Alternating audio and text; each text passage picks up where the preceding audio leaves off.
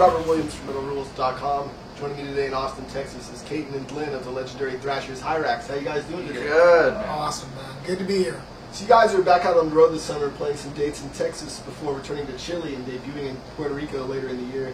This follows up a 3-concert tour of Colombia. How do you guys enjoy taking the Hyrax all over the world? Awesome. I think Glenn can speak first. I'll go second. Yeah, it ruled. Colombia was just so rad. I mean, everyone was really into the metal and the scene. The fans are insane. I've never seen anything as crazy in my life when it comes to just getting to and from the stage. It was just basically a war of fighting through people because there's just no room to walk. Yeah. It was head and toe, wall to wall, nothing but people. That's not an overstatement. That's the truth. We travel quite a bit, and in the last year, it's been all over the place: Japan, Norway.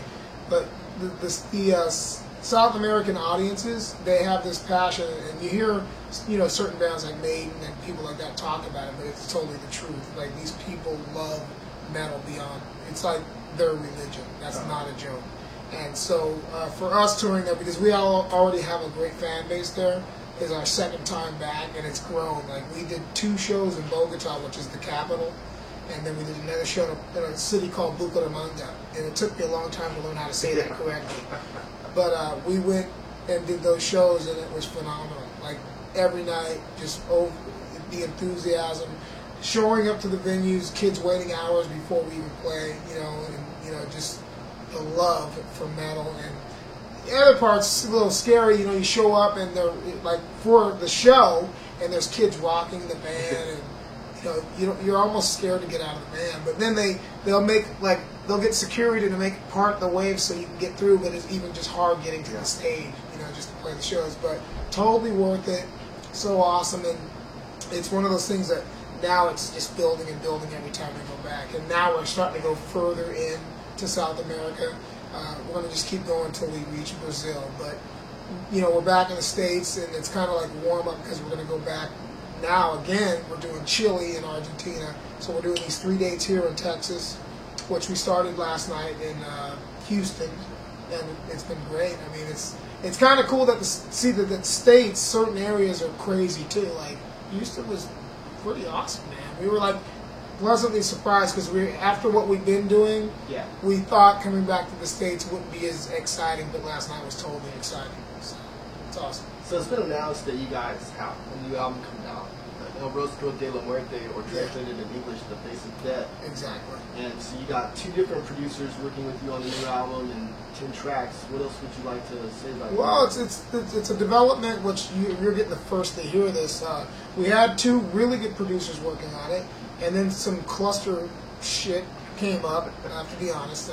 Broken hard drive. Yeah. So some stuff happened. Oh my God. Yeah, and we had to make some, like they call it, what do you call it, corporate decisions or whatever. Yeah. We had to sit down and figure out if we wanted to continue working the way we were doing it, which would have taken longer, or finish the process, because a lot of people are waiting for the record. Like, the record's kind of been one of those things that's been being talked about for a while, because we've been working on it for probably over a year or 2. Yeah, definitely a year. Yeah, so when we first started it,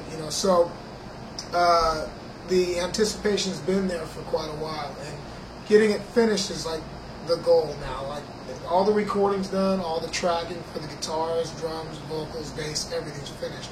The mixing and the mastering's a whole nother process, it can make or break a record. So for us, artistically, to get the record done the way we want it, we got 2 new guys involved, because these guys get projects done.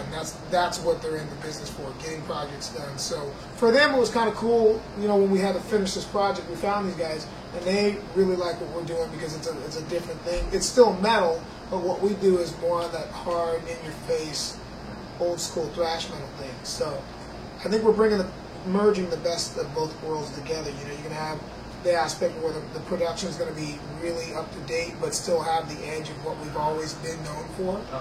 And then the songs on this record, there's some really, really epic Hyrax stuff that's never been done before. So I think we're still doing what we do, but there's some big sounding songs. And there's a couple of tracks on the record, I think when people hear it, we actually up the bar in that element of thrash metal. Like, there's one song on the record, and I'm not really going to name it because I'd rather people have to find it, but there's a track on the record that's basically a marathon of thrash metal. It's like, it's been a long time in the coming. It's the first full-length album that we've done since 2004 when we did the New Age of Terror. Yeah, more songs too, and a couple of surprise bonus tracks. So that's gonna kick everybody's ass. Yeah. How excited I was when this showed up in my mailbox, the new Hyrax DVD, Thrash and Destroy. You guys had some footage on there from the Keep It True festival in Germany. Festival. So tell me about, you guys are keeping the faith, so to speak, over here in the U.S., playing to, smaller underground metal crowds, and then going over there to Europe and playing for festival audiences. Thousands of people. What's that experience like for you guys?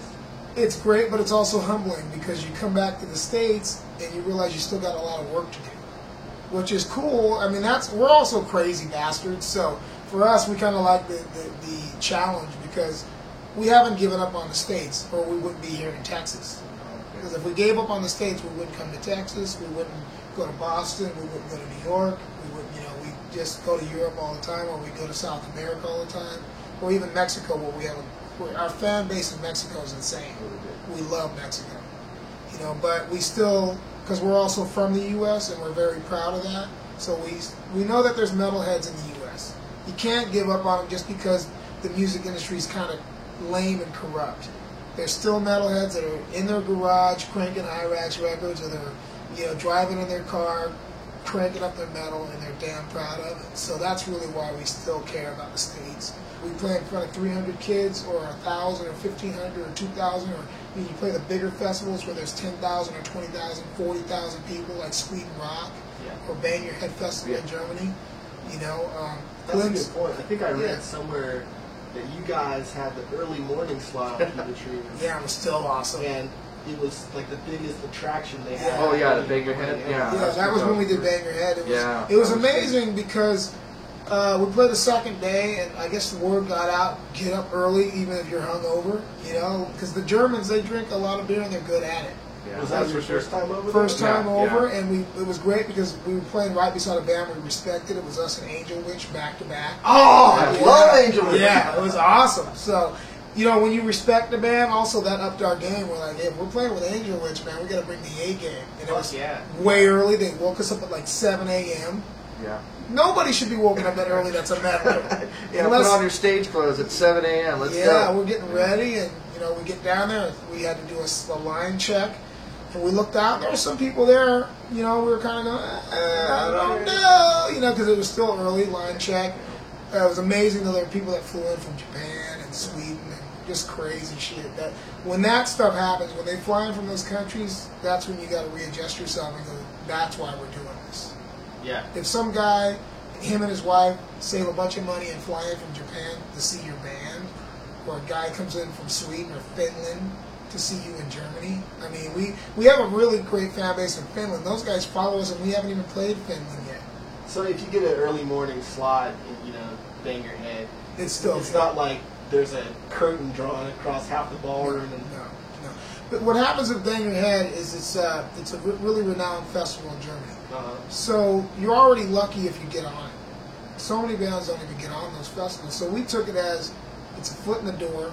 Let's go do it, and let's go do it with a good attitude, So we get over there, it's awesome, everything's organized great. It's a 2-day festival, but there's also a warm-up show. We did the warm-up show, first time being there, warm-up show sold out 900 headbangers in this biker club. It's like biker museum, old school motorcycles in the club on the wall from like 1932. They even have them encased in glass. You guys make me so jealous. Yeah. Oh yeah, World of Motorcycles, WOM. We were stoked, trust me. I mean, we weren't taking it lightly. We knew we were witnessing greatness and history at the same time. And then it doesn't hurt to be playing on the same day with Twisted Sister or Dio. Wow. We're doing this festival like Dio's here and Twisted Sister and Dokken. Overkill, Dokken, Sodom. It's all bands that we love, and then bands are showing up that we love as friends. Like, Schmier comes in and he's visiting us, So we go on. It's, what time was it? 10 a.m. 10 a.m. And before we know it, it's just filling up every song. It's just filling out. There's one row, 2 rows.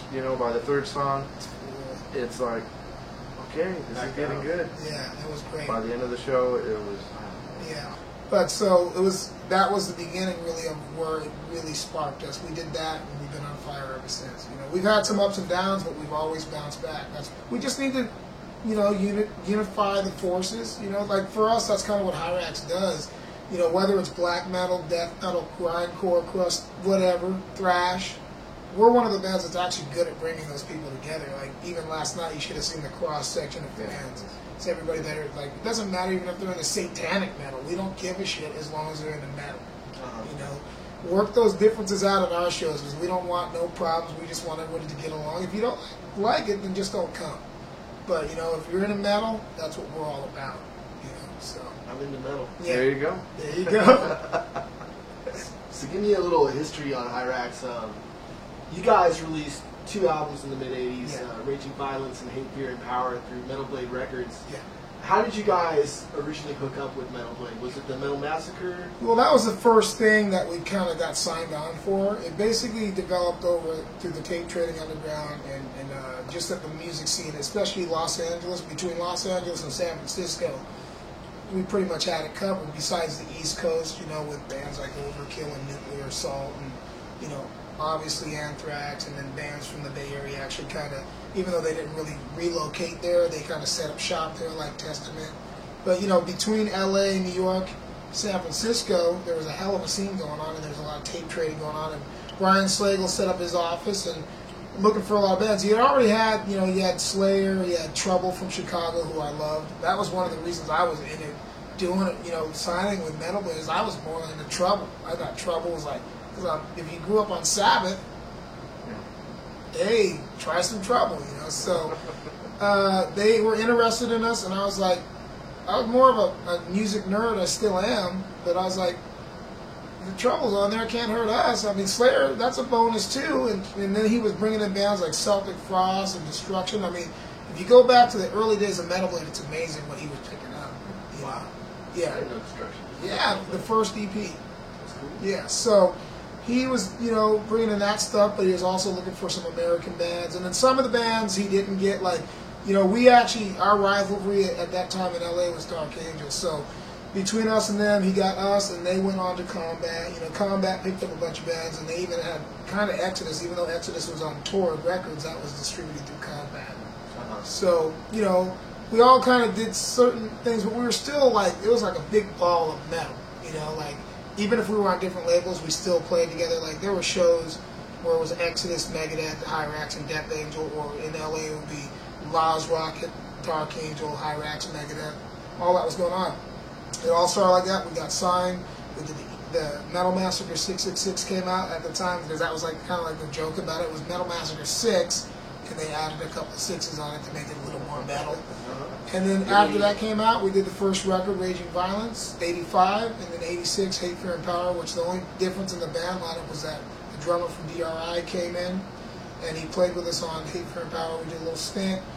And then it kind of self-destructed because we were dumb, crazy metal kids drinking too much booze, and then, certain things started coming into the scene. That was when a lot of speed started coming in, and people were doing that. And when you can't communicate, that's when things fall apart. We couldn't communicate.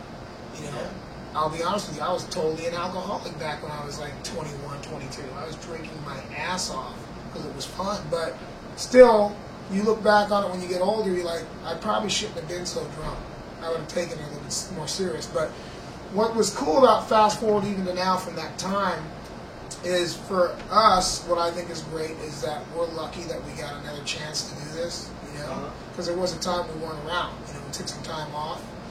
And then coming back and finding the right people to play with and having a better head on your shoulders where you're not hammered and drunk and you take the music more serious, like we actually put time into it.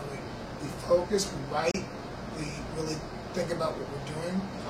And it's a better way to be if you're serious about it. Some guys can actually be crazy and not really that serious and it still works out. But for us, it's a little different. We're like late bloomers. We're kind of like Lemmy.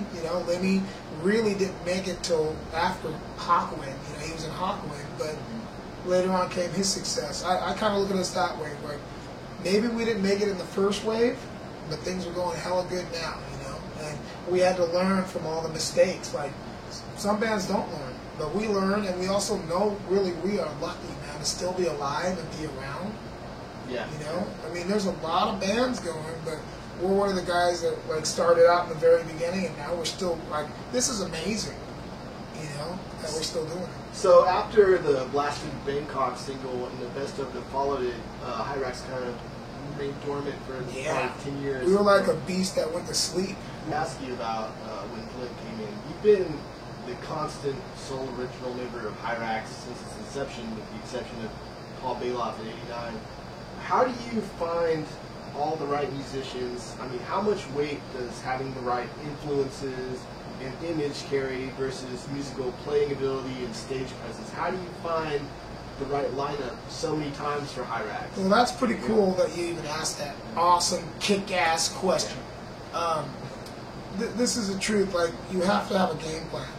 And with Glenn, I found a partner. I found in hockey, you got Wayne Gretzky and Mark Messier, something like that. You know, you got to have a captain, co-captain, whatever you want to call it. You get, there's many bands. You can even go back to old rock bands like the Stones. You got Jagger and Richards. Just stuff like that. I feel like he's like that, my partner, like that. Yeah. And we sat down one night. This was awesome. We had a meeting. We said, hey, what do you want to do? What do you want to do? It was pretty much the same game plan. We want big-ass amps. We like 2 Marshall stacks on each side of the stage. Big-ass STV Ampeg for our bass player. Big-ass drum kit, double bass. If we can get that first, and then we'll figure out the metal from there. But we already had a game plan on metal because we both grew up from heavy-ass metal and hard rock, like, from all the classics, from Creedence Clearwater Revival, ZZ Top, Lynyrd Skynyrd, to Black Sabbath, Motorhead, Kiss, you name it, Zeppelin, all that shit. All the shit that matters. And then we got influenced by the British New Wave of heavy metal. That kind of made us go, we got to take it further, because those bands took it further. When you listen to early Maiden, early Priest, those bands just took the earlier shit and they did their spin. So now it's time for us to take that shit, throw it in a blender, and make a thrash metal cocktail. And that's all we've been trying to do ever since. And the time you guys came out was right along the crossover period. Did any of that influence you? Yeah. And even tonight, like, some of the guys from DRI are coming out to see us, because we embraced it. We were at a time when there was still a little bit of animosity between thrash kids and punks and shit like that, which we thought was totally lame, because most of us went to school together. I don't know anybody who wasn't a metal kid who didn't have a punk friend. And in a way, we actually had more in common, because it was really us against all the whack music.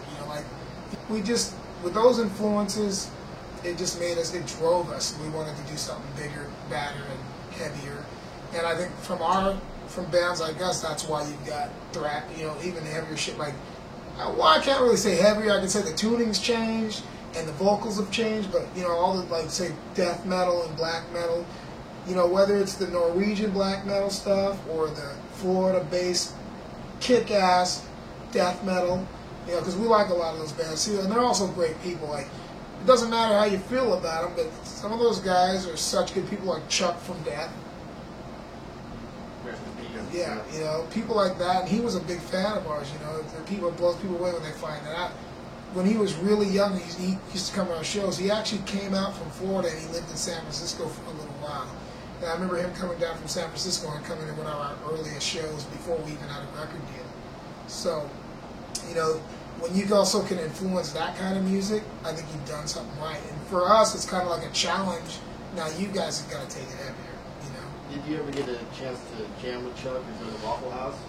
No, the thing with Chuck, we were good friends though. I mean, I knew him back even before Death. He was in a band called Mantis, and so I can give you a great story about him. The first thing it was back when people were pen pals, before the internet. Yeah. So I remember the first letter I got from him. He told me who he was, and he wanted me to check out his demo. It was a Mantis demo, and they were a 3-piece. They didn't even have a bass player. It was just 2 guitar players. I think it was him, Rick Ross, and some drummer, And I remember at the end of the letter, he signed it in his own blood. I thought, this kid's kind of crazy, But the thing I like now when I look back on it, the reason he was so awesome is because he was driven. Yeah. Being one of the bands that emerged from the tape trading scene, today, in today's environment, I don't know any of my metal friends that aren't friends with you on MySpace, Facebook. I mean, the social networking platforms that you have now, it's easier for you to get your band's name out there. What would be your advice? I mean, there's so many retro thrash bands now. What would your advice be to these young bands?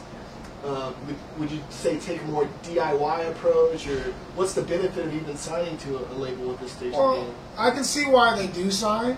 It's not really for us unless like things are done a little differently, because for us it's different. We're older, so we don't need a record deal as bad as the younger bands, because when you're young, getting a record deal is like, wow, we got a record deal. They don't know about the demons yet. Yeah, we know about the demons. My advice is, for one, you're lucky because the internet exists, and that's a great tool. Like if we would have had that tool in the 80s, we would have killed everybody, because it's so fast. If you got a new song, you can upload it to your MySpace, and within a day, thousands or hundreds of thousands of people can hear it. Emails. If the song's not too long, you can actually email it to people. To me, it's the biggest weapon. I can't believe it. I'm like, this is a toy. It's an amazing toy. 'Cause I remember writing letters, hundreds of letters. I used to go to the post office, and I'd send out 50 letters at a time, and that took forever. What's emo? We're trying to figure that out. Yeah, our big thing lately is this might make people laugh, but we don't know what emo is. So we're probably lucky we don't, but we don't even know what the hell emo is. We're trying to figure out, because I couldn't name a single emo band. What's it? Because I hear it and we hate the emo kids, and I'm like, all right, well, what are emo bands? Who are the emo bands? And then they shout out a couple names, and I'm like, all right, who are they? I think we're kind of numb to it. I think I'm a little too old. Give me some sax. I think we're numb to it because we don't really travel in those circles, so we don't really know what it is. So on the emo tip, I don't know if they are, but we really don't know what it is. We know that. To me, I think it's more of a fashion. To me, I see guys dressing a little different. It just seems like it's some kind of a fashion. Yeah. More than even maybe music. But I could be wrong. Smart. So anyways, let's stop talking about that crap. That's funny, though. I know you guys are constantly releasing splits and 7 inches. You guys got anything else in the works besides the new album? Yeah, there's going to be at least 2.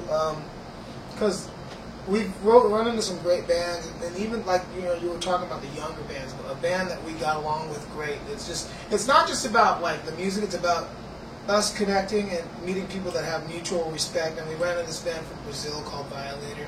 Young kids, but for what they do, they're very good. People should keep an eye out for those guys. Really great band. And in Brazil, we're on the same label, so it's a brotherhood. We ended up touring, do some dates. We did 2 shows with them in Japan. So we came to an agreement we're going to do a split with them.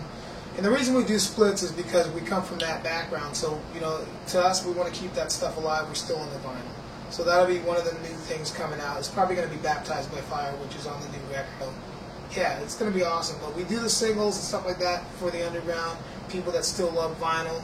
Because we're one of the only bands still making vinyl, not just 12 inches. We do 7 inches. We've done 10-inch records.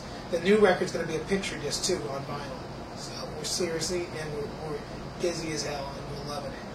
That's fucking killer. Yeah. Well, Caden, Glenn, thanks so much for taking the time to do well. the interview. It's been an honor. You guys got any last words for your fans watching at home? Thanks for the support. Thank you. Seriously, that's Keep what it it's metal. all about, and keep it metal.